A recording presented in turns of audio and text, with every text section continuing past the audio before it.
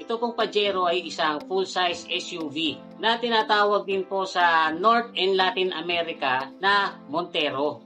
Pero sa Brazil and Jamaica, ang tawag po dito ay Mitsubishi Shogun. Yung pong pangalan na Pajero, yan po ay nanggaling sa isang hayop, sa isang Pampas cat to be exact. Wildcat po yan sa South America. Yan po kasi ay may scientific name na Leopardus pajeros. Ang pinaka-idea po ng Pajero ay matitrace po natin hanggang noong 1934 dahil sa Mitsubishi PX33 na exclusively ginawa para sa Japanese government. Pero yung pinakaunang sasakyan na pinangalan ng Pajero ay isang prototype na ginawa po noong 1973. At ipinresinta po yan sa Tokyo Motor Show na kung mapapansin nyo ay kamukha or kahawig ng isang Jeep Wrangler. Hindi po yan umabot sa production. Pagdating ng 1978 ay naglabas ulit sila ng isa pang prototype na pinangalanan nilang Pajero 2. Dito naman ay medyo mukha na siyang SUV. Siguro po yan ay medyo napansin na kaya ito ay umabot na maging production car na inintroduce noong 1981 sa Tokyo Motor Show uli pero naging available po ito sa public noong 1982. Marketed po ito as a rugged luxury vehicle na capable makipag-compete sa mga Toyota Land Cruiser, Nissan Patrol at saka sa Range Rover. Pero mas angat po ang Mitsubishi Pajero kaysa doon sa mga kasabayan nito kasi yung ibang mga SUV noon ay mga naka-leaf spring pa ang ulihan or nakamolye pa pero itong Mitsubishi Pajero ay naka-coil spring na pati yung likuran tapos adjustable pa ang mga suspension nito. Naka 2-speed part-time 4-wheel drive.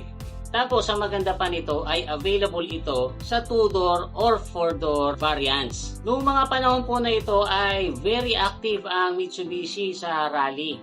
Gamit-gamit nila noon yung Lancer GSR. Kaya naisip nila na magandang marketing kung ilalaban nila itong Pajero sa rally. Particularly sa Paris to Dakar Rally. Kaya pagdating nga po ng 1983 ay sumabak na po ang Pajero sa 1,200 km race ng Dakar. 385 po sila lahat na participants doon at nakapwesto naman po ang Pajero na pang-11.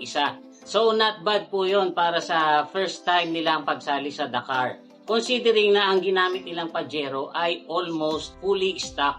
Pagdating naman po ng 1985 ay dyan na nagsimula ang alamat ng Pajero sa Dakar Rally. Sumabak ito sa disyerto, sa rock climbing, sa mga jumps, pati yung mga biyahe sa coastline. And this time sila na po ang nag-champion. Pero simula lang po yon kasi mula noong 1985 ay sunod-sunod na silang nanalo. In fact, nalagay sila sa Guinness Book of World Records as car with the most victories sa Dakar between the years 1985 hanggang 2007. Yan po ang naging dahilan para sumikat ng gusto ang Pajero.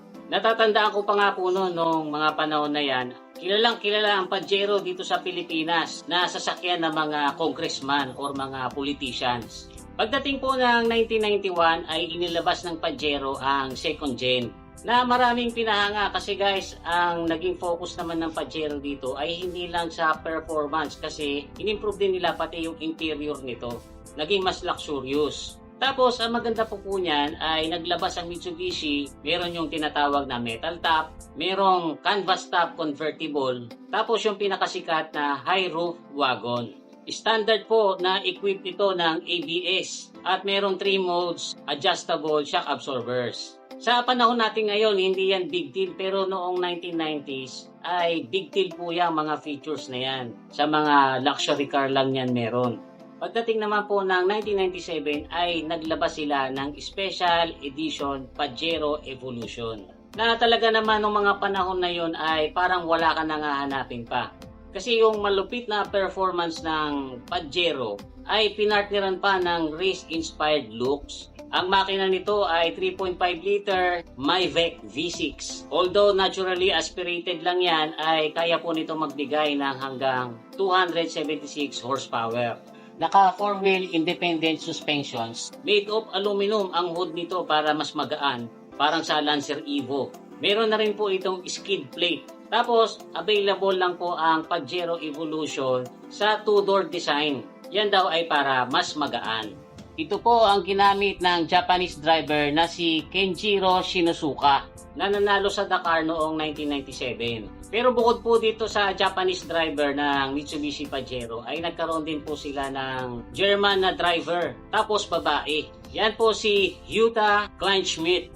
Hindi ko lang po alam kung tama yung pagkakabigkas ko, na nag-champion naman noong year 2001. Siya po ang first and only female champion sa Dakar Rally hanggang sa panahon na ito. 1999 naman po ay inilabas ang third generation Pajero na nanalo din ng 5 beses sa Dakar Rally. Iba na po ang platform nito kaysa dun sa mga naunang Pajero. Kasi this time, unibody monocoque frame na po ang design nito. Hindi katulad ng mga naunang Pajero na may mabigat na ladder frame chassis sa baba tapos pinatungan ng body. Ang highlights pa po sa design ng third generation Pajero ay mas inatras nila yung posisyon ng makina para medyo gumitna ito. Tapos yun naman posisyon ng gas tank ay inabanti nila ng konti para mapunta rin ito medyo sa gitna. Ang gusto po kasi nila ay ma-perfect ang weight distribution nito, which is naging effective kasi 5 times nga pong nanalo itong third generation Pajero sa Dakar Rally.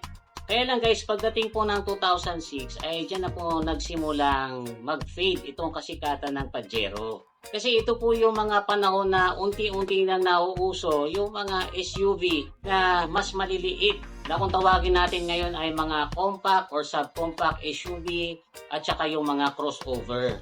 Na karamihan ay mga two-wheel drive na lang kasi ang focus po nitong mga ganitong maliliit na SUV ay for city driving. Pero ang naging edge naman po nitong mga maliliit na SUV ay mas affordable.